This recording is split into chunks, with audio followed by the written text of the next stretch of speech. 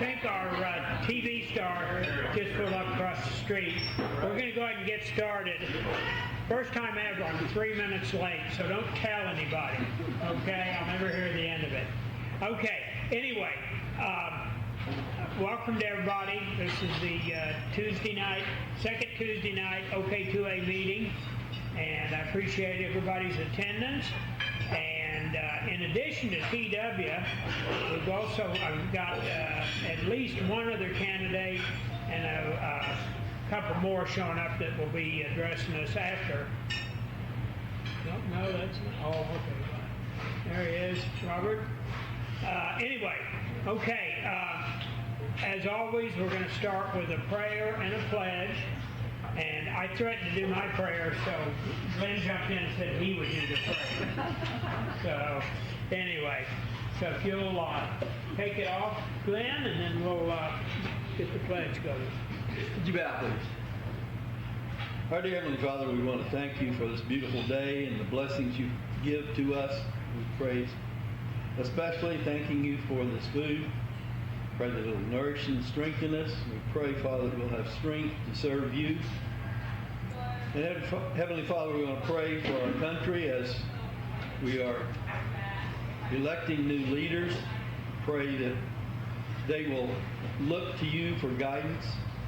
We pray that all of our leaders will be aware of your wishes and your desires, and they will conform to that.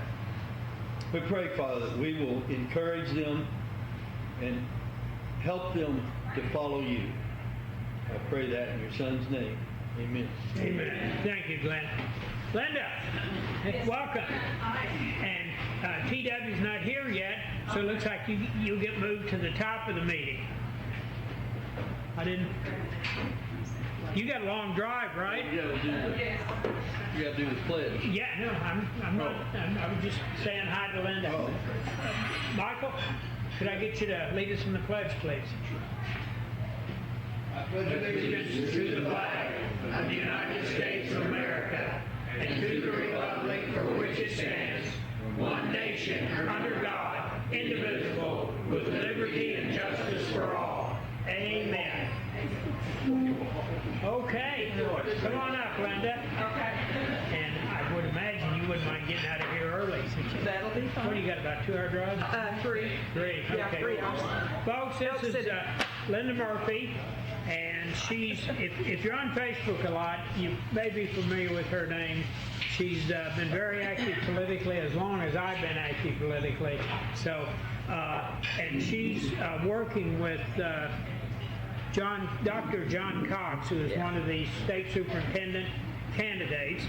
And so I told her she could have a few minutes to talk to you about Dr. Cox and perhaps answer any questions you might have.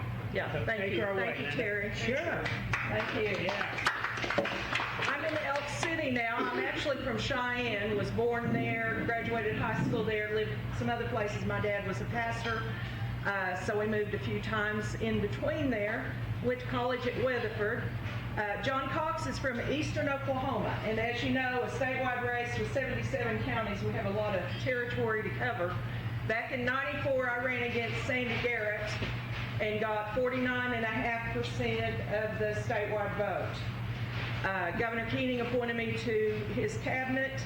We had 12 Democrats, 5 Republicans on the Senate Ed Committee, so they did not want to confirm me. 12 Democrats, 5 Republicans. After that, we had the big turnover, with the Republicans coming in more and more. So where we are today, unfortunately, whether we have a Republican or a Democrat in office, a lot of times we get the same bipartisan education plans that come really through the federal government, through the National Governors Association, and then we've got a big top-down control plan. And our teachers have had to follow scripted plans and not have as much freedom. Now, I love our rural education because we've got a lot more freedom. They don't look at us so closely sometimes as in a big city school. That doesn't mean we don't have problems. We've got problems that we need to deal with, of course. But academics we know how to fix it. It's not a new formula that's needed. In fact, it's getting back on the common sense track with academics, reading, writing, and math, K through 8th grade, and then make sure they've all got that foundation. And even past the 3rd grade, there's remedial needs in some of these students, even if they read on 3rd grade level and get through. Hello, TW. Good. She's filling in for our main speaker who was a few minutes late. I just got here. And TW was Speaker of the House when we killed the Common Core in state law. We repealed it and gave ourselves new law that said we would have Common Core standards taken out, Common Core testing taken out, with good academic standards replacing it. Unfortunately, we got Joy Hoffmeister for state superintendent for 2 terms, and she really put Common Core light in. And we've got a federal plan that lines up with the federal government compliance that we have to do, but she wrote a very extrinsic plan, that is far harder and more than we needed to do. She was praised by all the liberal education establishment people on the national level. We need to replace that. We need those academic standards. And John Cox is a man that knows how to do that. He's been in education 40 years. He's been a superintendent and principal for 32, administrator. He is a conservative. He's a Christian. Yes, he used to be a Democrat, but how many people didn't? I was, actually, way back when. And I think we've got to look at his record. He's got a rural district where he has been the Rural School Superintendent Association leader statewide. And he will work. We need to consolidate schools sometimes. We've already done that in some places at times. But this idea of 77 counties with one superintendent each county is not a good idea. You're going to have small communities and small schools that will not have that local control that we've got now. Why would we give up our local control freedom? You know, our elected boards hire the superintendent. Superintendent really works for the community, as do the board members, but he's accountable to the board, and we get to elect that. A charter school, you don't get to elect the board.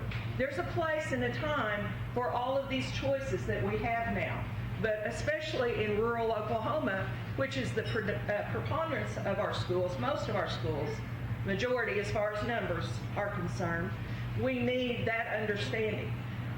John has a number of degrees and he has a number of certifications, but he is a down-to-earth, common-sense person.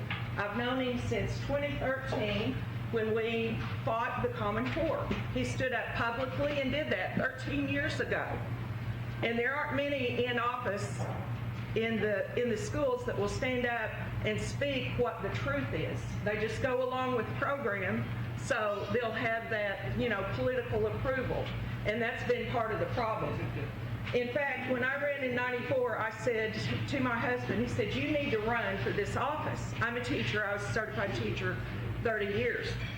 And I've done a lot of public speaking in an area that I worked in child development and vision training, vision therapy, working with visually related learning problems. I've done a lot of speaking nationally. So I wasn't intimidated about that.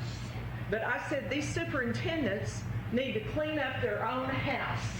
We need a superintendent to run for this office, and there wasn't one at that time. So I'm very glad to support John Cox, and I hope you'll vote for him on the 16th, which is coming right up. So thank you. Thank you. Thank you. Thanks for making the drive. You bet. Yeah. From Elk City?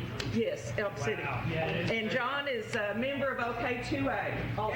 Yeah. He's a rural guy. That's okay. They're pretty much the same. Yeah. Thank you very much. Okay. You going to head on home? I'm here to Oh, okay.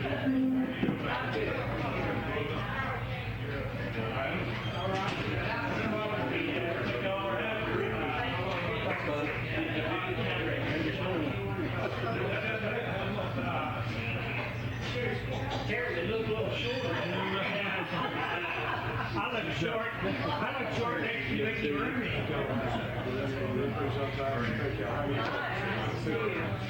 didn't really be in this club. We met at Yeah, it's been a long time. an event over in Funk City. I remember, yes, sir. You did? I remember well, yes, sir. Yes, sir. Am I that unforgettable? I just... No, you leave an impression. I hope that it is meant in a good way. Yes, sir. I appreciate it. You're the main man tonight. I've got some candidates. I always, anytime I've got a meeting, any candidates show up, I'll give them a few minutes, but they're always stacked at the end of the Yep. meeting. So take as much time as you need. Everyone's here to see you, and I really appreciate you taking the time to come up here into the sticks. Damn near in Kansas. Yeah, you're pretty close. Yeah. So, really appreciate it. Thank y'all so much. Thank you for having me. Yo. Well, first, let me say this. It's a privilege to be in Tonkawa and to be sharing with you why I want to be your next Lieutenant Governor. It has been a whirlwind of a campaign, and I'm honored to have the endorsement of the greatest president in my lifetime, President Donald J. Trump. Yes. That's the first thing. And I'm also honored to announce, just as I was walking in, that's why I was late, I was approving the copy. I'm also honored to have the endorsement of a former Senator and Secretary of Homeland Security, Mark Wayne Mullen. We just made that. Your ex-opponent. Today, my ex-opponent, that's exactly right. But I will tell you, running for office, there's an old saying that says, we all know there are people that hate us, but only people who put their names on the ballot get an accurate count. So we're going to find out exactly. But, this state and this country have been extraordinarily good to me. And I think what I want to do is maybe spend a little time, because I don't know everybody in the room, telling you about me, and then telling you what I think the role of Lieutenant Governor is and why I think I'm a pretty good fit for it based on the skill set I have to offer.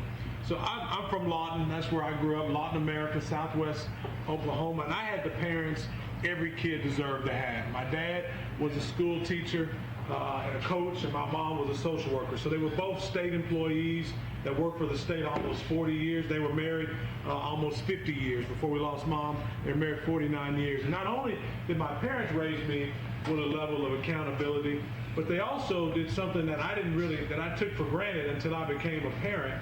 They raised me in a church home where my grandfather was the deacon, my grandmother was the Sunday school teacher, and my dad became a deacon, and I became a Sunday school teacher. My kids were baptized there. My wife and I were married in that church. And so I literally grew up with 250 people who were praying for me and encouraging me. And when you grow, and it was a predominantly African-American church, Bethlehem Baptist Church in Lawton. And when you grow up in a black Baptist church, something miraculous happens. Number one, the services are long. That's the first thing you need to know. But the second thing that happens when you have the gift of gab as a kid, like I always had, someone always walked up to me at least once a Sunday, and somebody would whisper in my ear, son, one day you're going to be a preacher. And so I grew up hearing that my whole life. Now, I knew early on God didn't call me to ministry, but what I later came to understand, what he was really saying to me is we expect something of you and we expect something from you. That's what they were really saying. And so as I got older, that's the type of level of accountability that I had. And what it did for me, it gave me a platform and a support system to go out and experience the world and experience the state. And because of their support, because of their prayers, because of the accountability of my parents, by the time I was 40 years old, I had a chance to finish college, married my college sweetheart. We've been married almost 25 years. We have a 20-year-old and a 17-year-old. Then I was able to go to law school. While in law school, I worked for 2 members of Congress. I went to school full-time at night, and I worked full-time and put myself through law school during the day. And then after working for the 2 members of Congress and going to law school, I then went and worked for my tribe, the Chickasaw Nation. And then I left there, and my wife and I, we moved back home to Lawton. And at 27, I ran for the Oklahoma legislature. And then at 33, my colleagues elected me Speaker of the House. And I used to say all the time, if God were to give me but 4 months to live, I would want to spend them in the Oklahoma legislature as the Speaker of the House, because I got to tell you, they were the longest 4 months of my life every single year that I did it. But I was very proud of what we were able to accomplish while I was Speaker of the House. Not only did we give the largest tax cut in Oklahoma history at the time, we were able to reform welfare. requiring a 20-hour work week for anybody receiving TANF benefits. And that was important to me because my parents always taught me that the only hand you can depend on is the one at the end of your sleeve, and that government dependency actually robs people of their human dignity. And that's why we did that, requiring people to work. And not only was that legislation successful in Oklahoma, but it was modeled by other states, and later we got to implement it into the big, beautiful bill, and it's now part of federal law, and that started right here in Oklahoma. And I was proud to be the author of that legislation. Not only did we reform welfare, we reform workers' compensation. If any of you are employers, and certainly if you work in an industrial area or you've got manufacturing, you know how much our workers' compensation premiums were getting out of control, much like our other insurance premiums are getting out of control now. Because of that legislation we passed back in 2013, we're now saving Oklahoma businesses anywhere from 12 to 18% every month on those workers' compensation premiums, and I'm very proud of that legislation. But in addition to getting to work as speaker, after I left there, I became the CEO of a bank, and I got to tell you, after becoming the CEO of a bank, I did that for a few years. We grew the bank's assets from about $120 million to just under $500 million in about 5 years, had a lot of success. And what I love about being a banker is, as a banker, every single day you help people's dreams come true. Whether you're talking about investing in a business, or you're talking about starting a business, or your first home, or expanding your dream home, bankers are at the front lines of helping people's dreams come true. And then the last year, what I've done, I had a chance to serve in the Trump administration. I was appointed by the president. The last year, I was living in Washington, D.C. for a year, the only time I've ever not lived in our state. And I got to serve as the senior advisor to rural prosperity, working with USDA every single day, looking at communities, working with communities, traveling the country, working with communities like Tonkawa to see how do we keep rural America thriving for the next 100 years. So that's what I've done. And I got to do most of it before I was 40 years old. And I don't tell you that to brag about me, because there's nothing to brag about me about. I tell you that to brag about Oklahoma and the United States of America, because I'm reading now, we all see what's happening now. Right on time, I saw the Carmelo Anthony case that he was found guilty, and it sounds like as he should have been. And right on time, looks like we got a race war right in time for the election. Like it just seems to happen like clockwork. But regardless of that, the reason I bring that up, my story is important because there's so many people that try to make you believe that Oklahoma and America is the home of systemic racism. And I got to tell you, my story proves that it's not. America is the home of systemic opportunity. It just takes people that have a work ethic and want to apply conservative principles. The reason I'm running for lieutenant governor, though, is because the last year working in the Trump administration, the greatest president of my lifetime, certainly, I believe every single day my job was to wake up and implement the America First agenda and ask the question, how do we make America great again? And while I was in Washington, D.C., I started asking myself, if we're going to make America great again, what made this country great to start with? Why have we become the envy of the nation? People talk a lot about the Chinese and they talk about Russia, and they're certainly going to be competitors of ours probably for the next couple of decades for sure. But ultimately, when I compare us to China and Russia, the thing that I look at the most is neither one of those places have an immigration problem. Nobody wants to break into China, and nobody wants to break into Russia. There's a reason that they're trying to come here. And the only people maybe want to go to China are people who escaped North Korea. Maybe you're trying to break into China, but that's it. And if you ever doubt that, I remember the failed Joe Biden pull out of Afghanistan. I remember watching the television and seeing just a few years ago men and women literally hanging on to wings of airplanes to try to come to this place that we call home, the rest of the world calls America. That's because it is the greatest country in the history of the world, but we got to keep it that way. But I started asking myself, what made this country great to start with? And I came up with what I call the 3 C's, because the same things that will make America great again will make Oklahoma even greater. And that first C is capitalism. The idea that free markets work better than government-controlled markets. And all you have to do is read a little history if you ever doubt that. And if you care about poor people, and I do, and I think most conservatives do, then you ought to love capitalism, because it is the only system that's ever moved people from generational poverty into the middle class. There's no other system that's ever done it. Socialism certainly has never done it. Communism certainly can't do it. And there's never been a system in the history of the world that has. And that's why I'm a big proponent of the first C, which is capitalism. The second C is our Constitution. You know, my dad was a history teacher, and he raised me that, yes, our Constitution is a magnificent document. It's not a divine document, but the men who wrote it were certainly divinely inspired by God to write it. That's why we're the longest standing constitutional republic in the history of the world.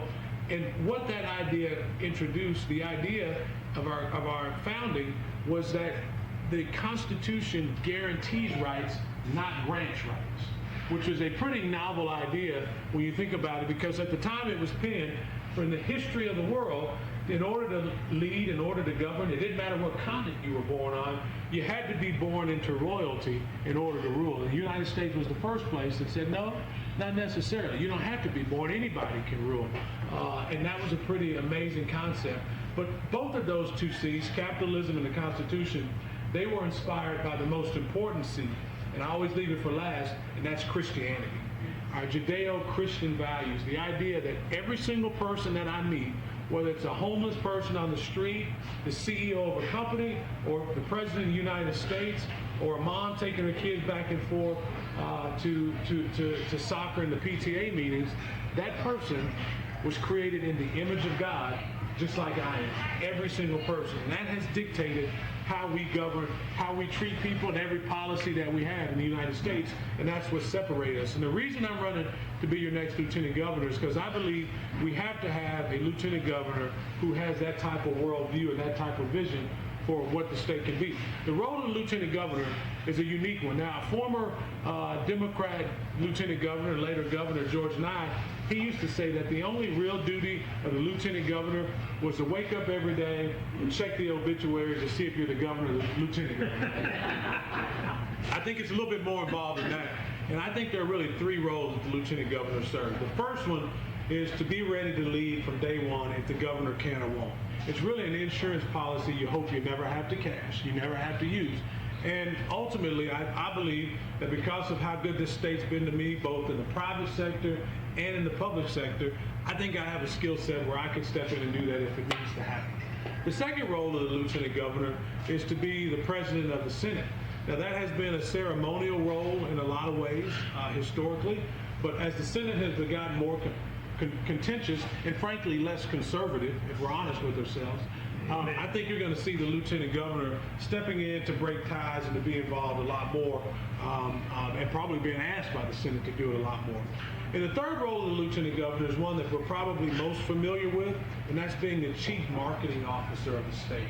And that's something that my good friend Matt Pinnell, I think, has done an excellent job at, is being a chief marketing officer. And as a guy who's been in the private sector, who's worked in marketing, this is what I know about marketing. If you want to market yourself, you're talking about competing. You're talking about competing with others. And our founding fathers saw fit that our 50 states would be laboratories of democracy, but also that we would be competitors to get the best products. And if you're going to be competing in a chief marketing officer role, you got to ask yourself, whether you're in business or you're in the private sector or nonprofit or the nonprofit sector, you got to ask yourself, what's my competitive advantage? And Oklahoma, I think, has really three competitive advantages and a fourth emerging one. The first one is we know how to drill for oil and gas. We do it better than anybody else, and we should be supporting our natural resources like oil and gas, not working against them, not raising taxes, and not making it more difficult to do business. Because I know this as a banker, capital is a coward. It will not flow to a hostile environment. So we got to keep our regulatory environment as friendly as possible for capital to flow. The second core competency that we have as a state is we understand farming and ranching. It's something that we've done from our very existence, from the very beginning. We've been really good at farming and ranching. We understand it, we do it, it's a very important part of our economy. The third core competency of our state is really aerospace. You think about who's providing quite a few jobs around our state. You look at, Tinker Air Force Base or Vance Air Force Base up in Enid, or Altus Air Force Base, and all of the surrounding private sector jobs that go into it, and technology.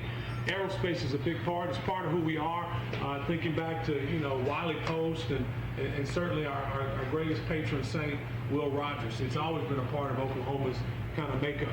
But the fourth emerging core competency of our state, and I think it's a pretty fast growing one, are our tribal enterprises. Our tribal governments play a very important role in our economy.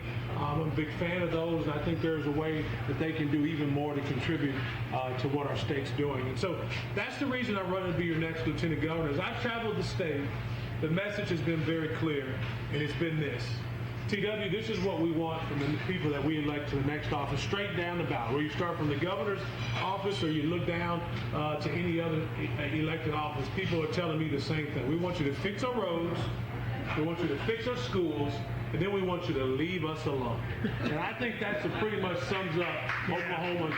I think that sums up kind of the Oklahoma vision, and that's exactly what I want to do to be your next lieutenant governor. But before I close and answer and open up to questions, I just want to say how much I appreciate OK2A and what you mean. You guys are organized, you're vocal, you're fair.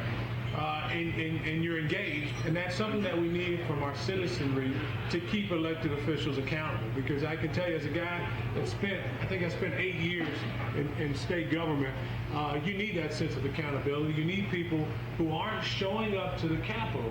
What makes OK2A different is when you guys show up to the Capitol, when you write people. The reason I pay attention, the reason I'm here tonight, is because when you reach out to legislators, you don't have your hand out asking to eat at the trough of government. You're not asking for an appropriation. In fact, the only thing I've ever heard you ask for is the expansion of liberty, which is exactly what you should be running for office to do, which is what it was designed to do, is to protect our constitutional rights.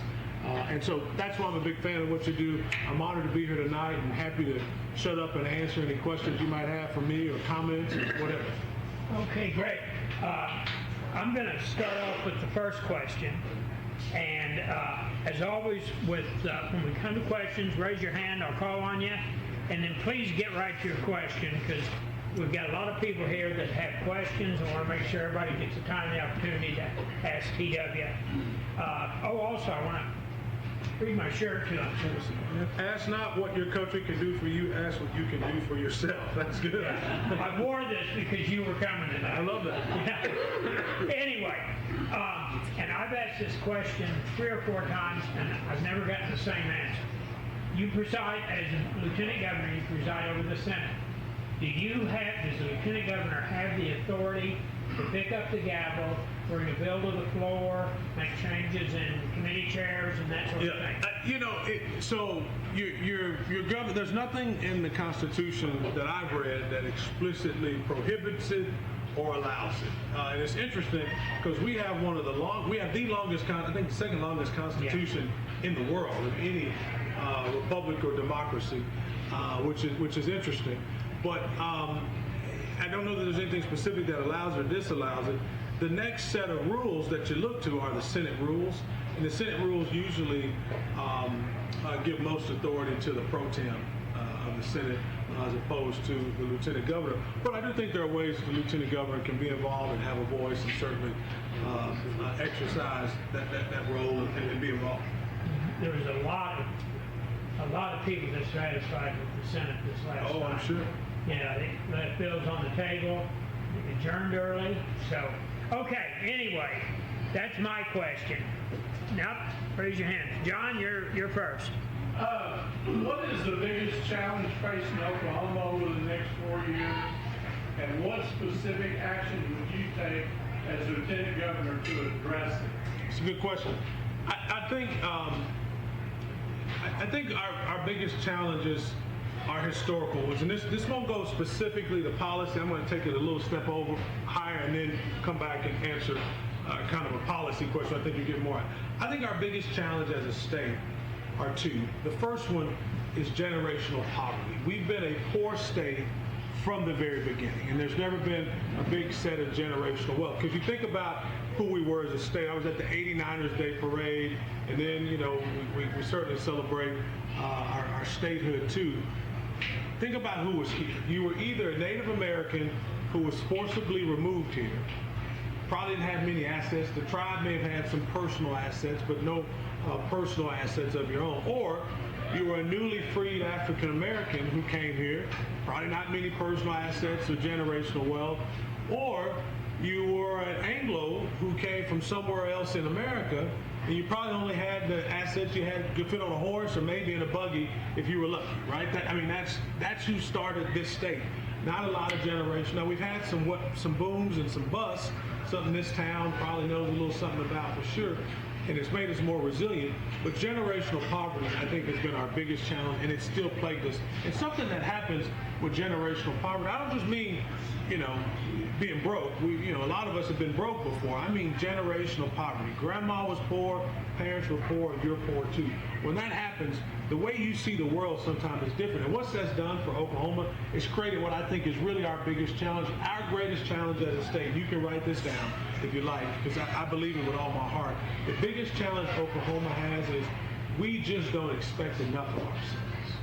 I think our humility, because we're such a humble people, sometimes we don't like to brag about what's great and what's best about us, but it's created where we just don't expect enough of ourselves. Whether we're talking about, now I'm going to talk a little bit about some of the policy stuff, whether we're talking about our literacy rate in public schools. The fact that we have public schools, it's the largest appropriation that we have. Almost 60% of your tax dollars that's spent there goes to public schools, and we're still producing kids that can't read. That is unacceptable. Amen. That cannot stand, and anybody receiving that appropriation should be held accountable. Now, there's some accountability to go along with parents too, but this is what I know about education. There are two types of students.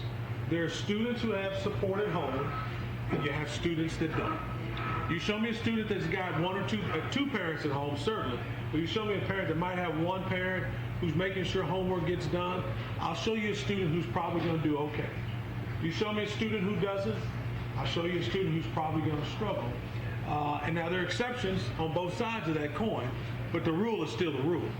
And our challenge we have in education, our system right now, in addition to the wokeism that we've got to get out of our public education system, and in addition to that, our system is a 19th century model that just presumes and assumes that every kid has the parents that I had, that they have Wayne and Joyce Shannon sitting at home, and one of them is making sure homework gets done every night, and if it's not, the teacher can call them and make sure it gets done. Nowadays, if the teacher calls, and if they are lucky enough to even get a parent, that parent wants to beat up the teacher. And that's a real challenge that we have. And so when I think about Oklahoma's biggest challenge, I think it is our culture of low expectation, but we have examples where we expect more. And I think as if I was watching the NBA Finals last night, stayed up a little later than I should. I'm still mad the Thunder aren't there, but I was thinking about when I was in the legislature and the Oklahoma City Thunder was being voted on to add to the Quality Jobs Act. I remember then people saying, Oklahoma can't have an NBA team. Oklahomans were saying this. We said, we can't have and support an Oklahoma NBA team. There's no way. We are a college football team. That's all we are. That's all we will ever be. We cannot support an NBA team. Well, guess what? Our expectations have changed because of leadership. Not only do we expect to have a team, we expect them to have a world-class facility, and we expect to win the NBA championship every single year. Yeah. And so that tells me we can have and I look at what we expect in football. If you're the coach of OU or OSU, a 5-4 season 3 or 4 years in a row is not gonna cut it. You're gonna have to do much better than that, because the expectation from the citizens, from the administration, and from the students is a lot higher. And so we can do better in Oklahoma for sure. But when I think about our greatest challenge in Oklahoma is we sit next to the 13th largest economy in the world, which is Texas. Texas is a giant of a place economically. And we've got to do better to be competitive there on our tax rate, and certainly on our business-friendly environment, and certainly in our education system. We've got to be competitive there. And right now, we've allowed it to fall behind. And it's not Texas, it's Baja, Oklahoma. Baja, Oklahoma, I like that. Okay. Also, did everybody notice he talked about me there being humble? Humble, absolutely. Okay, next question. Jay, you're up. Well, what do you want to, I guess, what do you see about Oklahoma that you'd like to change as in bills or that you can maybe do or have some sway over the Yeah. So some of this will. I've got two kind of. Your kind of your own experiences kind of shape your interest, if you will. And so for me, I've got two. I mentioned one already. I've grown up in I've worked in tribal government. I'm a big fan of what I think the tribes can accomplish. I think the last 8 years, just fighting with them and losing in court is not a good strategy. That's expensive and it doesn't work. We've proven that. It just doesn't work. So we got to find a different strategy and work with them. And the good news about the tribal government, which by the way, I think the last, I saw one tribe in Oklahoma has an $8 billion impact to our economy.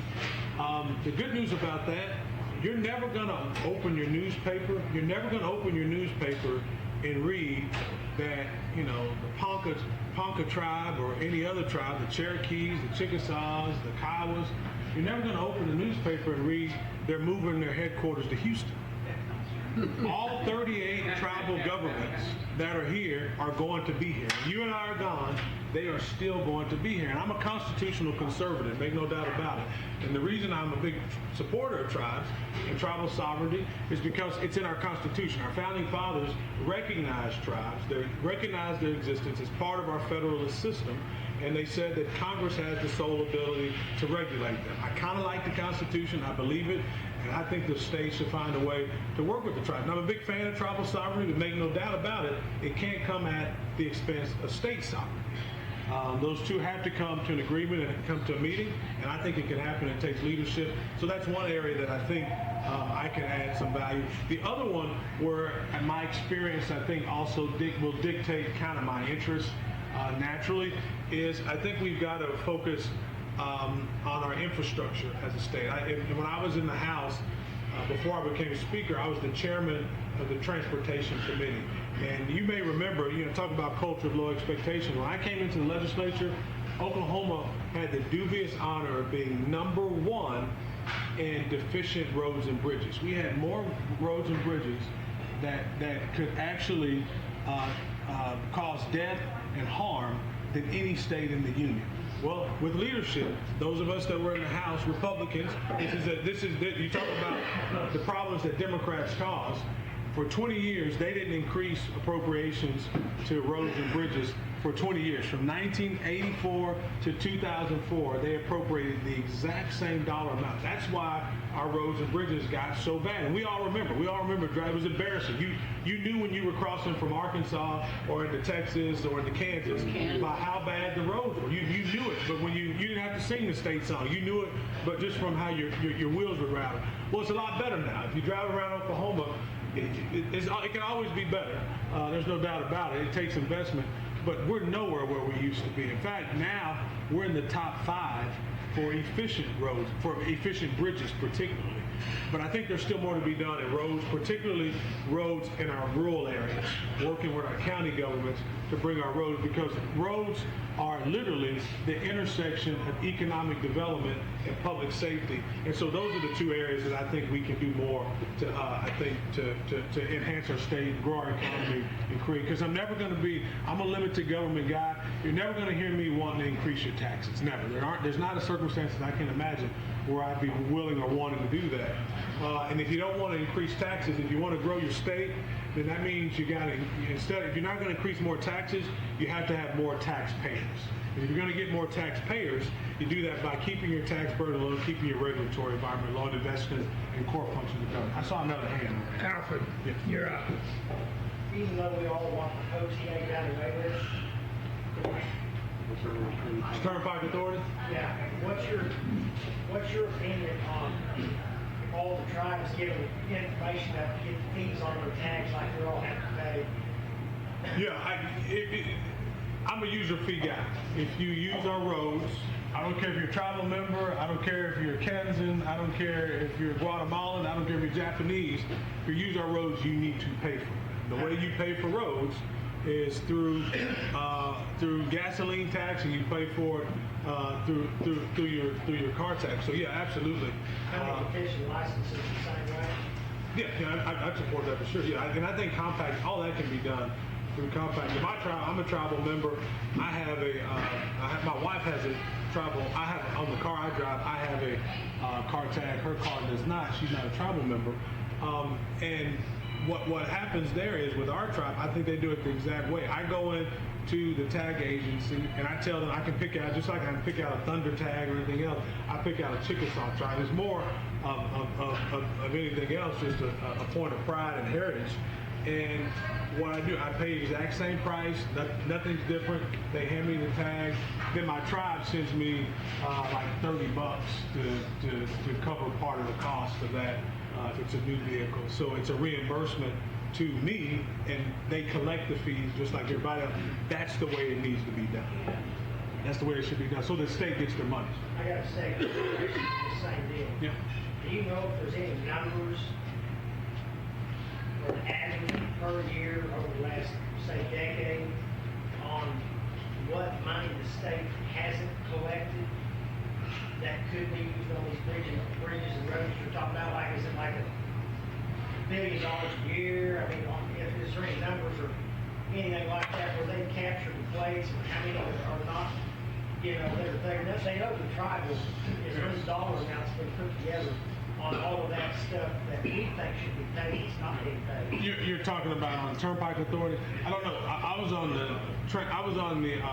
was a commissioner of transportation, which of course the Turnpike Authority is separate from ODOT.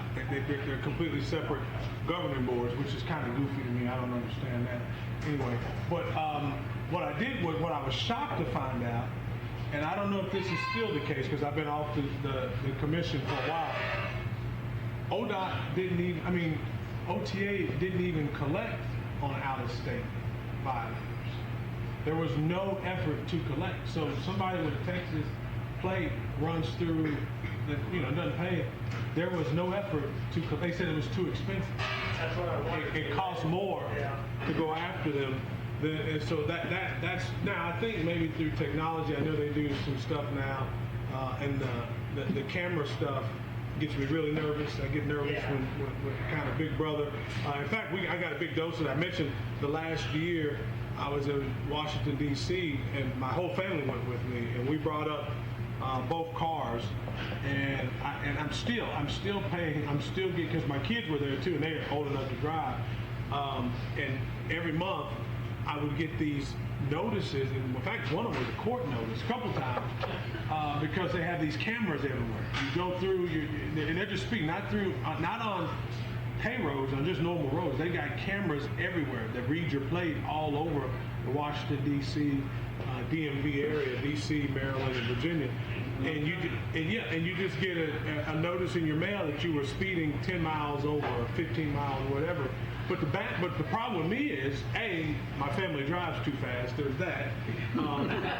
There's just that.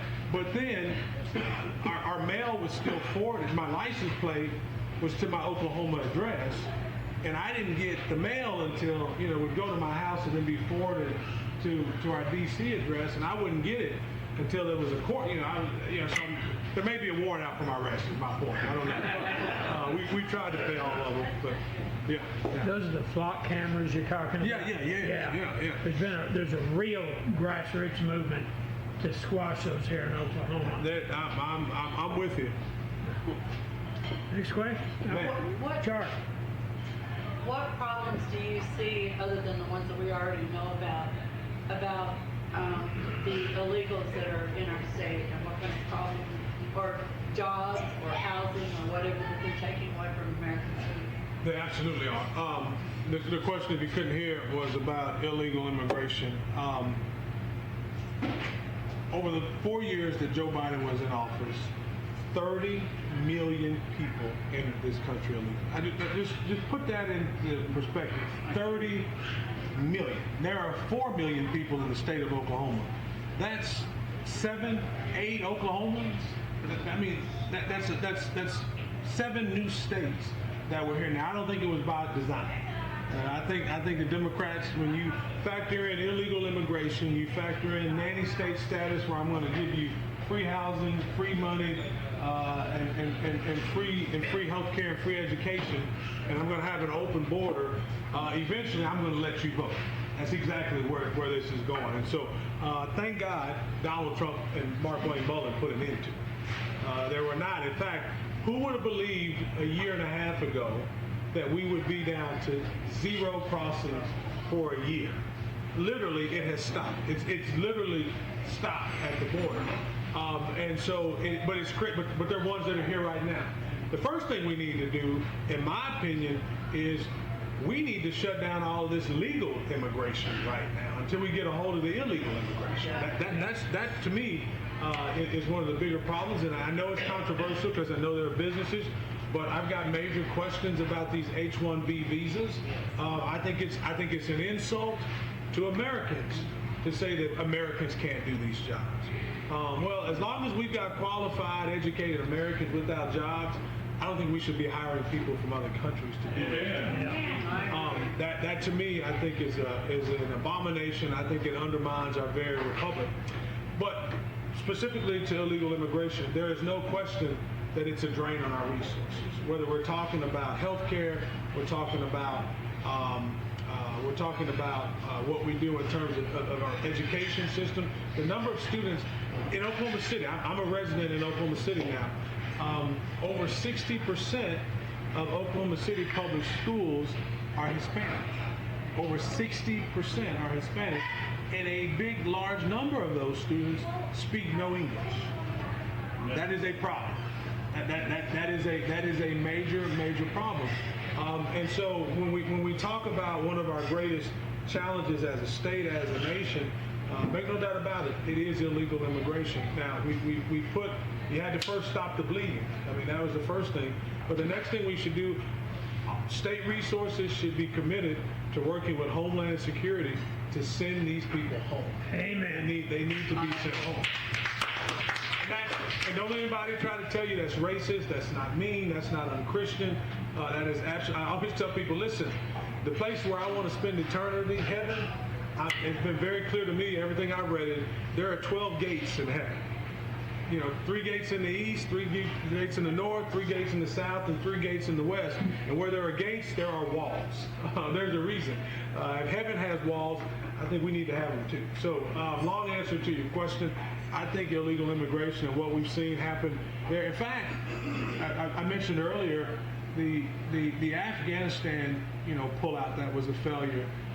It broke my heart when I saw that we allowed 1,500 Afghans to come to this country, to this state, unvetted, and forget. I don't know what vetting even means. They shouldn't have been here to start with. We already have 30 million people that shouldn't be here. We already have Americans that don't have jobs. So we got a lot of work to do, but we should be committing state resources to working with Homeland Security to send them home.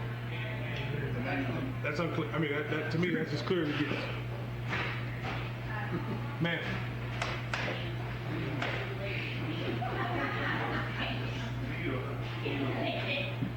Okay, I have a question. Ma'am. This has to do with your voting. And we all know that you'll be voting. I mean, that's a given. But out of all the men that are running for governor, who will you work with? Great question. Good question. Let me say that I can work with whoever the people of Oklahoma send. Good answer. I trust the people of Oklahoma to send a qualified person. I've not made any endorsements in the race, but I will say this. I absolutely stand with President Trump in wanting a governor who's going to work with him and not against him like we've had the last 8 years. That is unacceptable that we've had a governor who has worked to undermine the president on immigration and on so many other issues. We can't have that and continue that. So I can work with whoever the people of Oklahoma send. There's no problems there, but I've not made any endorsements. How's that for dancing? Along with my last question about illegals, what is your stance on us selling or maybe not even knowing that these are Chinese corporations that are coming in and buying up our land, and the people that want to put smelters and data centers and all that stuff around? We can't do that. Yeah. It's going to be a drain on our electrical grid. It's going to take tons of water to operate these things. What does that leave for the actual residents of Oklahoma? Yeah, the question was, it was kind of three-part. Yeah, sorry. We were talking, I heard about data centers. I agree with President Trump. President Trump has said, data centers are probably going to be with us, they're here to stay, but ultimately, they can't pass along their cost on to ratepayers. Like, that's not acceptable. And certainly, they can't use up all the water and not use modern technologies that will allow them to reuse water. Like, you gotta be good stewards of the resources if you're gonna be here. The other part about Chinese land, I work very closely with Secretary Brooke Rollins, and I'm a big fan of what she's doing on this very issue. And they work very closely with Department of Justice and Homeland Security. I was and traveled the state during the campaign, ask any sheriff, almost any sheriff that I've talked to, and they can tell you exactly where in their county there's some strange individual that doesn't exactly speak much English, often from some Asian continent, that's a whole lot of illegal activity going on. And it's not just marijuana. It's not just marijuana. The sheriffs that I talked to over in Kingfisher County, he said not only is there marijuana, there's all types of other illicit drugs. You've got human trafficking. Oklahoma has a mess. We have allowed this weed thing, and I'm just kind of over, everywhere I go smelling weed, and it's just, these people high out of their minds.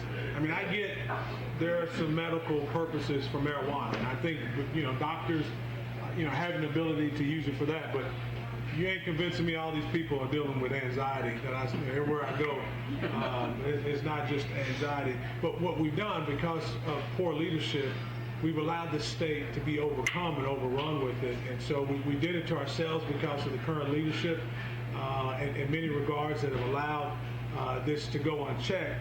But ultimately, when we're talking about these illegal grows, under no circumstances should the Chinese people's, the Chinese Communist Party, CCP. the CCP, under no circumstance should they be allowed to own any land in Oklahoma. Let's find out where it is, and it should be seized immediately. That is a threat to national security. And we need to work with the federal government and we need to do it done quickly. I'm hopeful that we can win the midterms. I'm hopeful that a J.D. Vance or whoever is a MAGA candidate will win, but I don't know that's the case, so we need to get it done very quickly because I'm very fearful if it's not. Everybody's got to get out and vote. We can't take these things. You do. That's right. No, you got to have people that show up. I'm amazed at the number of people who, again, I'm thankful for the parents I have. Voting is not just a privilege, it is a duty. Like, you have, and it's not just a duty to vote, it's a duty to be informed and vote. And I know I'm preaching to the choir, because the folks I know about OK2A, you're engaged, you're involved, you're paying attention, you want to know, where people are on the issues. It reminds me, what I love about this campaign, what I love about Oklahomans, it reminds me of, I've been flying out of Oklahoma City Airport for a long time, and I know you guys probably fly. Do you guys fly to Oklahoma City or Tulsa? You probably Wichita, probably makes sense. Depends on who's got the cheapest. It's the cheapest ticket, yeah. But in Oklahoma City Airport, there's a gentleman there, Mr. Harrell, who's been shining shoes for literally, he said it was 40 years this year. He's been there 40 years. So all of my adult life, most of my life, he's been there. And I remember he was shining my shoes one time, my boots, and I said, Mr. Harrell, that's the best shine I've ever had. He's real smooth without missing a beat. He said, well, don't tell me, brother, show me. And I feel like when I come to places like OK2A and other Oklahoma groups, that's the same thing they're saying out of the people on the ballot. Don't tell us you're conservatives. Don't tell us you support Donald Trump. Don't tell us you're for lower taxes. Don't tell us you support the Second Amendment. Show us. And I'm very happy of my record of being the most conservative speaker in Oklahoma's history. I'm very happy of my record of standing with President Trump, and I'm very, very, very happy about my Second Amendment rating. I think we talk about it. I don't want to just gloss over that either. I mean, you talk about the guarantee of the Constitution. Well, it's all guaranteed because we've got people who understand the value of the Second Amendment that guarantees all the others. So, I think as we move forward as a state, having leaders that want to work together, that are encouraging people to get out and vote, I think is important. In this election, it matters. It absolutely matters. Amen. Any more questions? Okay. Jay, I wondered when you were going to stick your hand up. Jay, you're up. Speak up because you're way back there. Everybody needs to hear you. I stuck in late, sorry. I'm going to try to narrow the dance floor that you just put yourself on a couple minutes ago. By your answer of supporting President Trump's endorsements, does that also mean you're supporting the candidates endorsed by President Trump in Oklahoma? I was very clear. I'm not endorsing any candidate. I think it's important for the people of Oklahoma to decide. I said endorse, I meant support. I understand. What I've said, I stand behind. I do support the president in wanting a candidate who's going to work with him and not against him. Because a lot of people say, well, the president shouldn't get involved. No, that's not Donald Trump. He's engaged, and as a guy who he endorsed, I served on the president's campaign in 2016. I was with him in 2020 and 2024.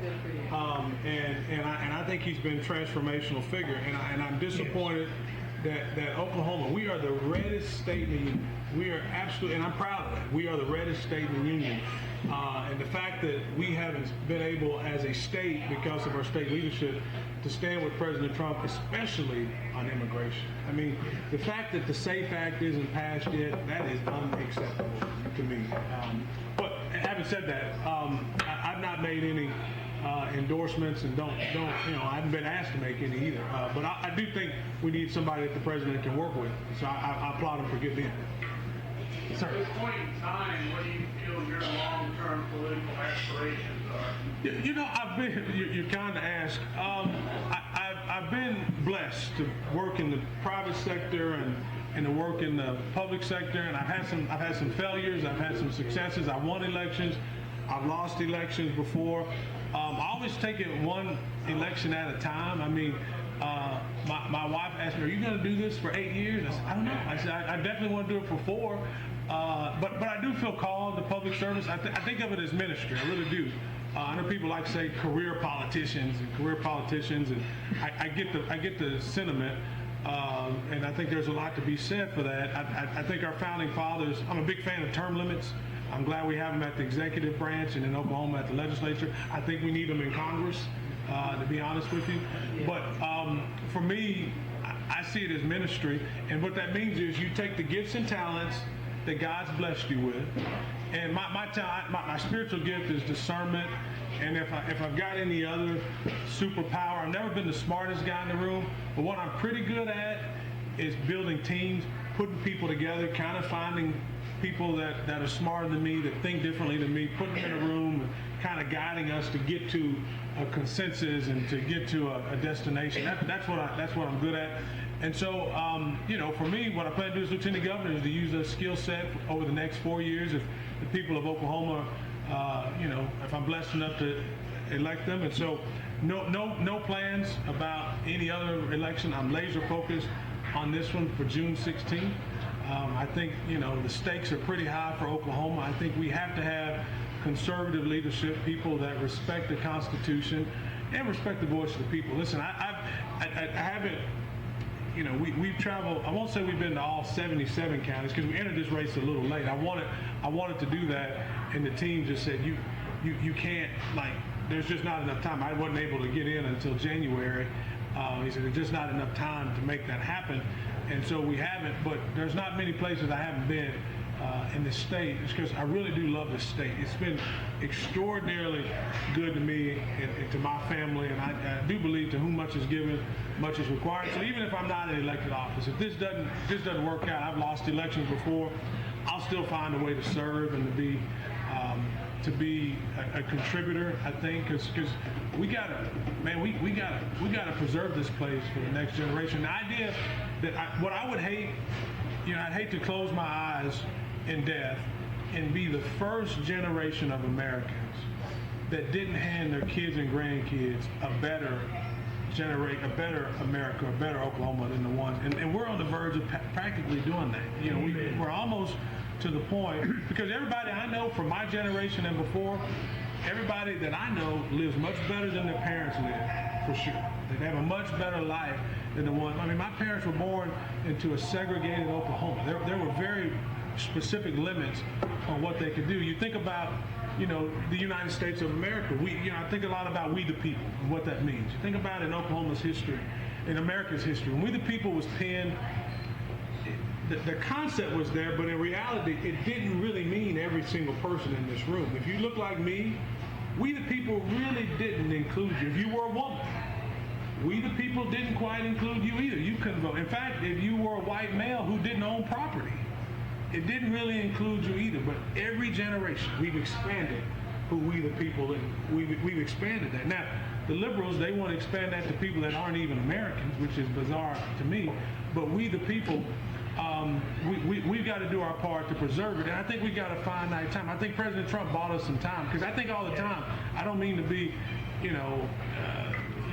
pessimistic, but just think how different the world would be if Kamala Harris had won that election. I mean, just think about Iran. You think about, so many issues where we think about, just how we've almost gotten back to normalcy. And it sounds scary to say it, we've almost gotten back to normalcy where people don't think it's normal for boys to be in girls' sports and for boys to be in girls' bathrooms. Like, we've almost gotten back. If she were president today, that would be so normalized. They were working on it with Joe Biden, but that would have been totally normal, and our kids would have grown up in America where that was complete, where they thought that was normal. That terrifies me, and what that did, it just woke up in me that we've all got to do our part. Like, we have to do our part, because this gift that we've been given, man, we got to do our part, because you know what? Everybody else that came before us, they had to do their part, and we were handed some pretty, mostly peaceful. It's been mostly, the last, I won't say 100 years, but certainly the last 50 years. Around the world, there's been a lot of peace. We haven't had a whole lot of violence, haven't had a whole lot of famine. We've had our share, but things have gone pretty remarkably well. But it doesn't have to be that way, and we can't take it for granted that it is. It's going to take some effort, and we've got work to do. When I read it, I look at young people. I look at the number of young people who think socialism is better than capitalism right now. 60% of young people think socialism is a better system. Well, I think we have some ownership in that. We let them think that, because you know why? We treat them like socialists. I look at this entitlement mentality. I have a nephew who, he's actually gotten better now. He's driving trucks. He's doing much better. But for a while there, he just had this entitlement mentality that everybody owed him something. And I just remember telling him, kid, listen, you're a healthy young man. You don't have you've been blessed with full health, you got full mental capabilities, mostly mental capabilities. Most of the problems you have in your life would be fixed by a good 8 to 12 hours of hard manual labor. Like, work just fixes a whole lot of problems, especially for young men. And we've made it pretty easy for them. You gotta, you're born in America, you hit the lottery. You hit the lottery. It gets no better than being born here. And that's why everybody wants to be here. And that's why we can't let everybody. You talk about immigration. We allow legally 1 million people to come in this country legally every single year. And I know, and many of them are fine people. I'm not denying many of them are. That's for sure. And many of them find jobs, and many of them are contributing, and that's great.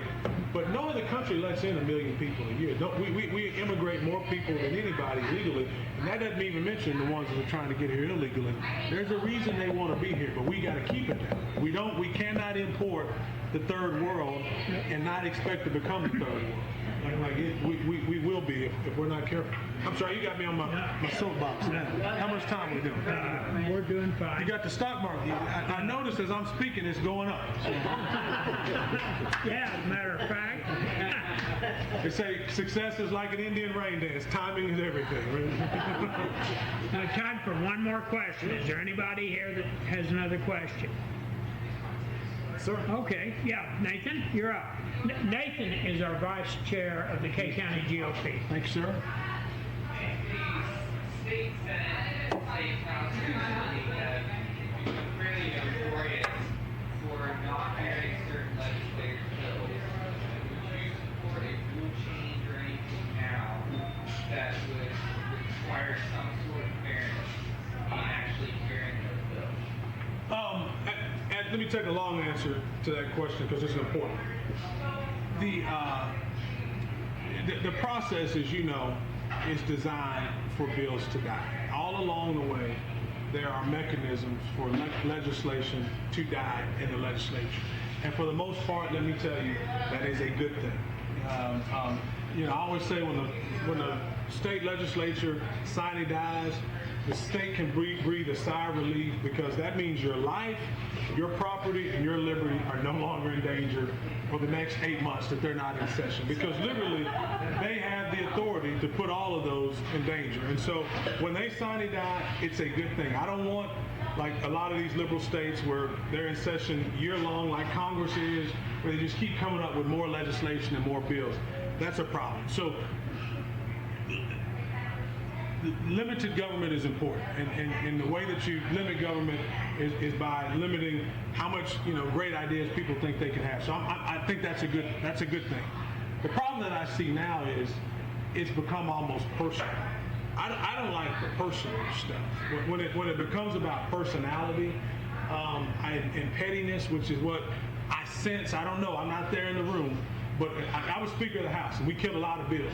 And people got mad when you killed the bills. That's a normal part of the process. But I don't ever think I did it. Maybe I wasn't. Sometimes history rewrites things. I don't think I ever did it on a personal level. I hope not. I think that there were certain people I like better than others. But what I try to do was always be fair. So any rule change that was about fairness and got the personality stuff out, I would be for it. Like for instance, I'm a partisan. I think that two-party system has been great for America. I think it's helped to make America great.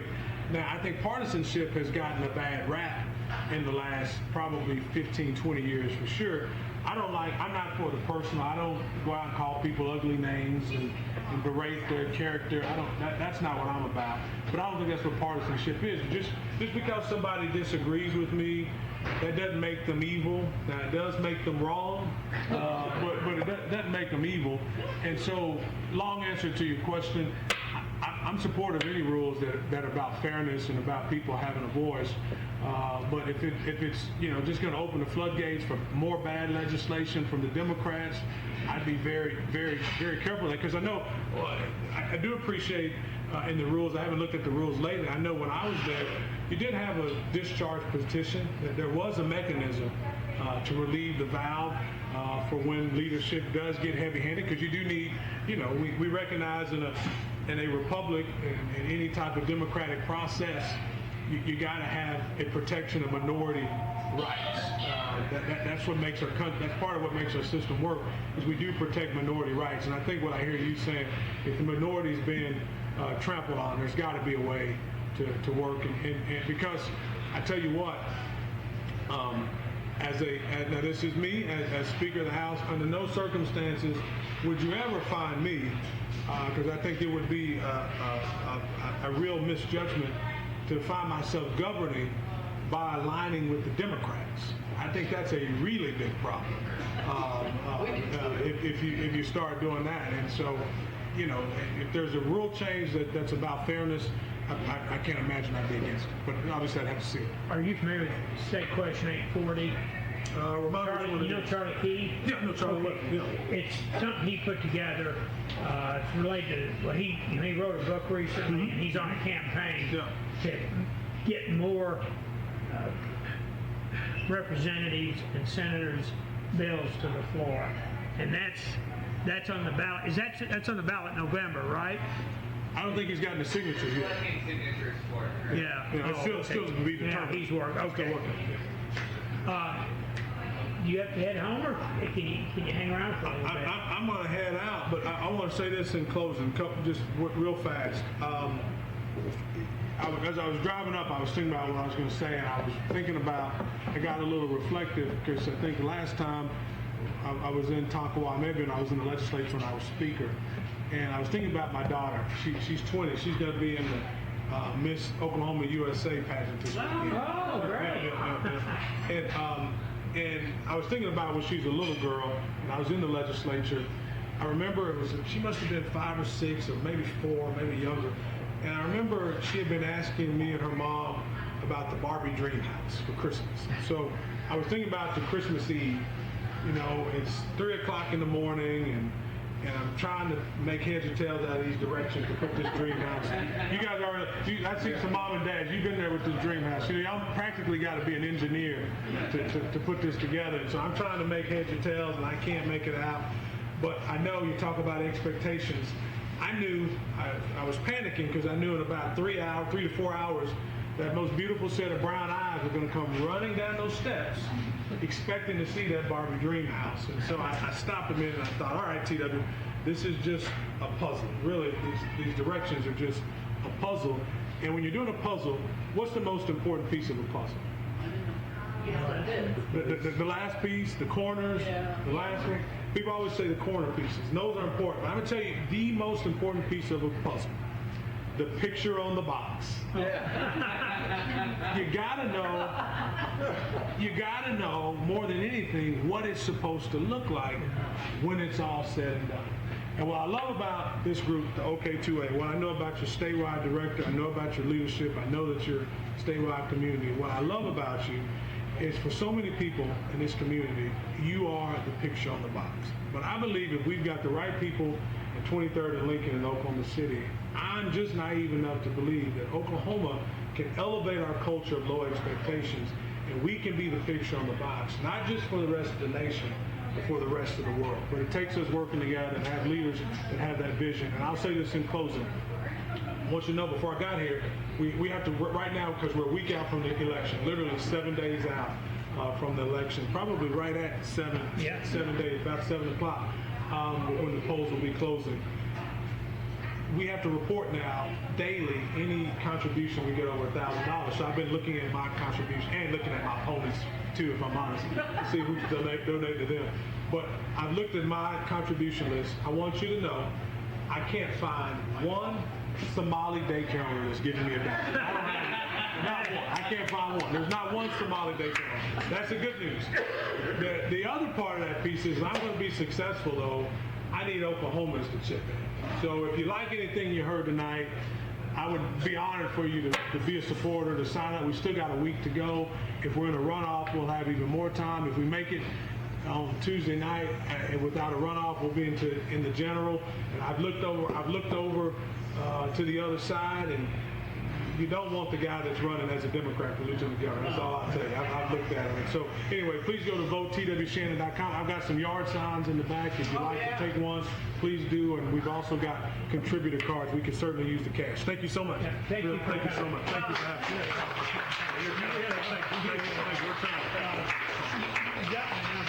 Anything at all I can do up here to help.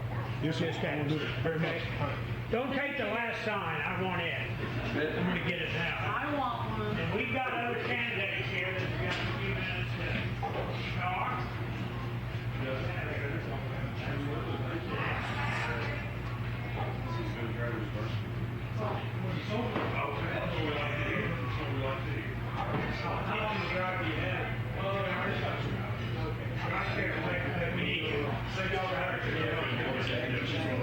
Is that the only one? Well, thank you, Terry.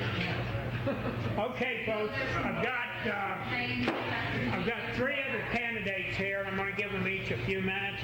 I think I'm going to start with work our way up to the top office. So don't take this the wrong way, Scott, but I'm going to put district judge as the lowest court. Don't remember that if I'm ever in front of you professionally. This is Scott Loftus, folks, running for district judge. And you may have seen it, he's got one or two signs around town. I've got plenty of signs around town. We're getting close to the 11th hour. I came in and spoke last month, and after I spoke, the very next day, I find out that the current district judge had filed an inquiry with the Oklahoma Judicial Complaint Panel because he doesn't like the fact that I've used the word conservative. That has prompted me to file a federal lawsuit because the complaint panel agreed with him that I shouldn't be using that word. I will say that I believe we are close to reaching a resolution of that, and it's going to be a favorable one from what I've been told by my attorney, who by fate spoke at the very same event, Ryan Haney, who presented question 832. Saw in the Daily Oklahoman 2 days later that this issue popped up with me, and he reached out and said, I want to represent you because I think that is totally wrong what they're You're the top lawyer. He's the top man. So we joined forces. He filed a lawsuit.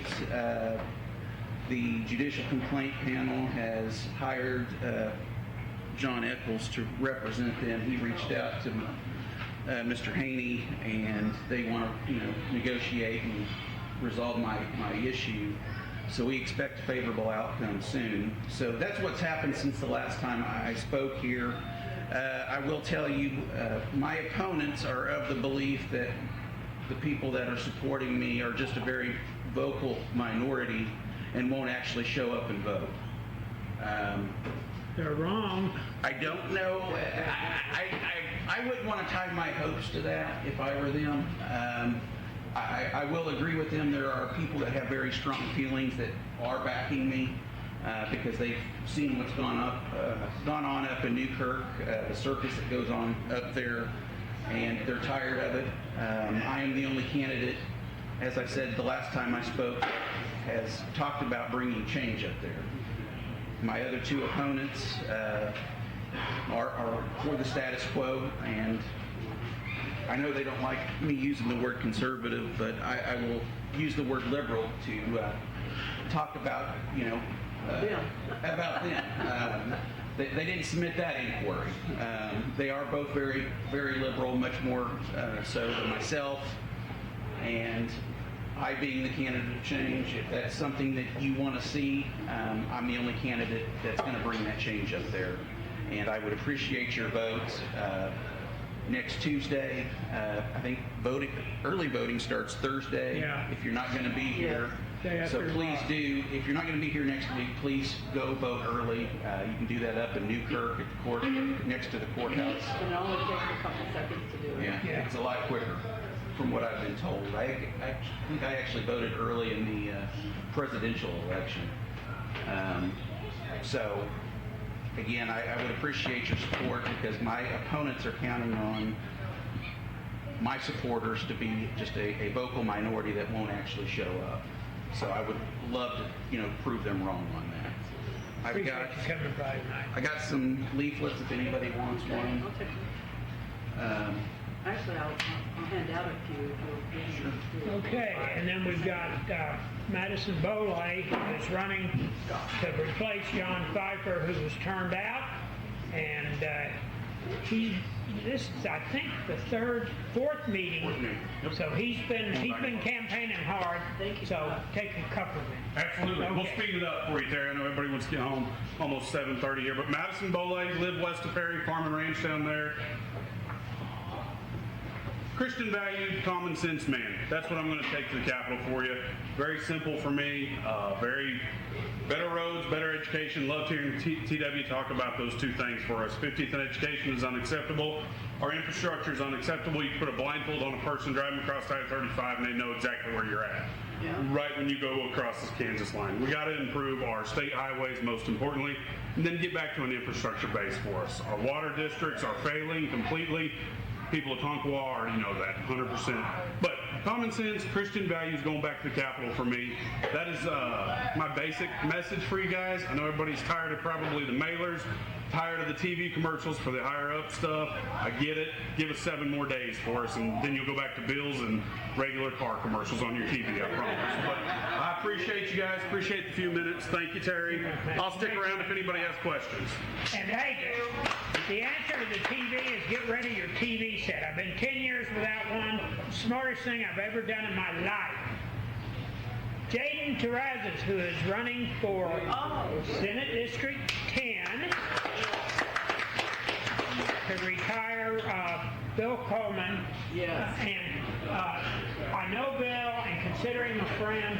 He's been there 8 years, and he's done some good things, but he's also done some things that I do not agree with most emphatically. Mainly, number one being driver's license for illegals. And but he's been there 8 years, and I think it's time for him to take retirement. And Jaden has already pledged that he is only going to serve 8 years if he gets elected. So turn it over to you, boss. Thank you, Terry. Sure. And let me clarify that. 8 years in the Senate. Okay, if people still like me, we'll go on to something else maybe. Fair enough.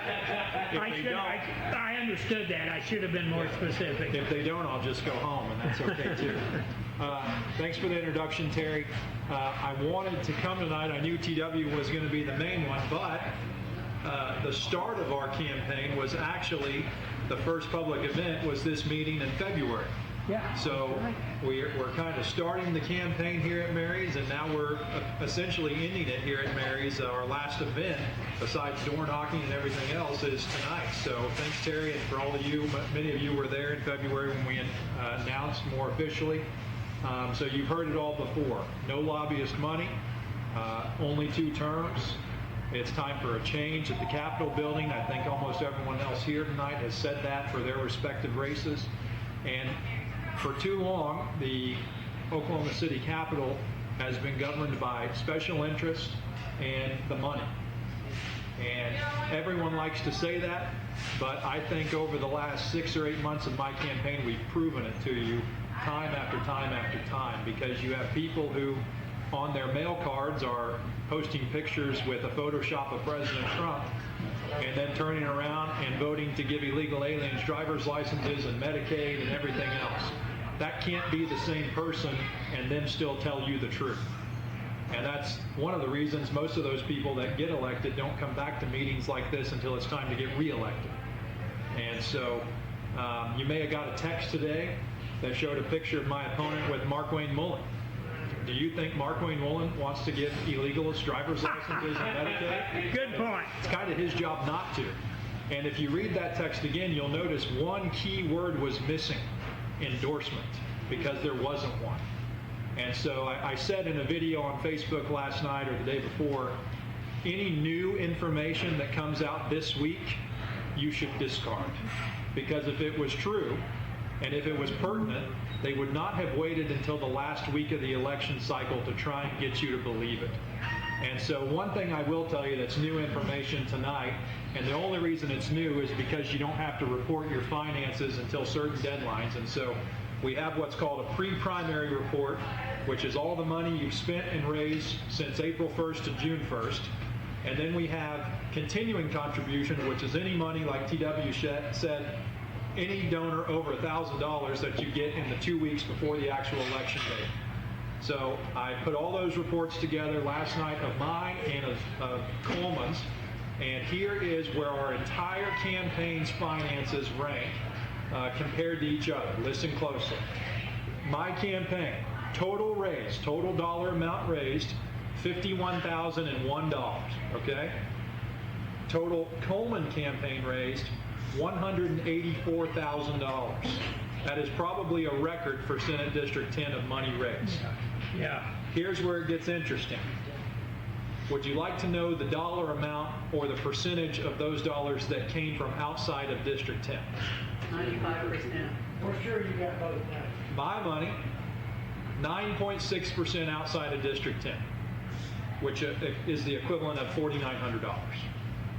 Coleman's money, 76% outside of District 10, which is the equivalent of $140,000 inserted into our district to try and buy our Senate seat. Yep. Okay? Pretty egregious. Now, if we break it down to just money raised inside the district, $46,000 for me, which is 90% of my raise. For him, $44,000. So when you look at actual money in the district in this campaign, I've outraised him by $2,000. I had about 40 donors inside of our district. A couple of them are here tonight. Thank you all. He has 18 to 22, depending on how you define it. So double the amount of donors in our district, $2,000 raised more in our district. And when you break it down into PAC money, lobbyist money, or other politicians' money that they can give you from their campaign to yours, when you combine those numbers together, mine comes in at $0. His comes in at $80,000. So when I tell you people that, I say it because I'm a voter too, and I don't want my representation being bought and paid for by interest outside of where I live, and interest outside of where they're supposed to be representing. And so when we started the campaign with the no lobbyist money, I said, man, that's a strong message. But I think for this campaign, at least, this time around, we need to strengthen that message and expand it to no PAC money also. And typically people don't have a problem with PAC money, and I don't know that I do deep down spiritually, but in this campaign, it's been a huge set apart difference of me and my opponent, because like I said, $80,000 from interest groups and PACs, $140,000 from outside of our district versus mine of $0 and $4,900 outside of the district. So if we pull this off next Tuesday night, I will make sure and give you a very great detailed analysis of dollars spent per voters earned, and it'll show you if you elected the more efficient candidate or not. And I think we have, and I feel really good about where we're at. I'll leave you with one last little tidbit of information that you wouldn't know unless you were inside of a campaign. You probably got a text, some of you, the last weekend of May with a poll. And you had to click on the link and fill out the poll. And a couple of the questions in that poll were hit pieces on me. They're really scraping the bottom of the barrel for attacks because they still haven't rolled one out yet. We're 7 days from the election. That poll finished up on a Saturday, May 30th. June 1st, that following Monday, which was a week from yesterday, is probably when they reviewed those results. Okay, remember the rule I told you about? If you raise $1,000 from a single person, you have to report it that day right now. From June 2nd to June 4th, Bill Coleman raised $28,800 from individuals that were all over $1,000. Every single dollar of that near $30,000 came from outside of District 10. So here's our campaign analysis. You run a poll for 3 days. That's a hit piece on your opponent. You review the poll the Monday after you ran it. You see the numbers and you have a decision to make. The poll was really good. We're good to go. Let's coast for the next 7 days. I'm an incumbent. I'm safe. Or the poll was really close or not so good, and I need money fast. And I'll let you decide on how that poll looked, because we don't know, but they do, and they're raising money like it's going out of style. They raised another $5,000 or so in the last 2 days. And so that grand total, the last 7 to 8 days of Coleman campaign fundraising is pushing $30,000, $35,000. And then in the entirety of April and May, they raised under $10,000. So they tripled their fundraising in the last week, and that means they're scared, which means our message is working and we're going to win. So thank you for the support. Yeah. And Barry, appreciate it. Yeah. Do you have Is that a handout or? This is a handout of all that information, but I'm going to post it. I got you. Because That way it doesn't get misinterpreted. So, yeah, we want to be tight when it comes to money so they can't say we're making stuff up. I've mentioned this before. I've known Jaden since he was 16. He is conservative to the bone. When he graduated, he got a job at Amazon. I was concerned that he was going to get the woke mind virus working at Amazon. And if anything, he's more grounded and more conservative now than he was then.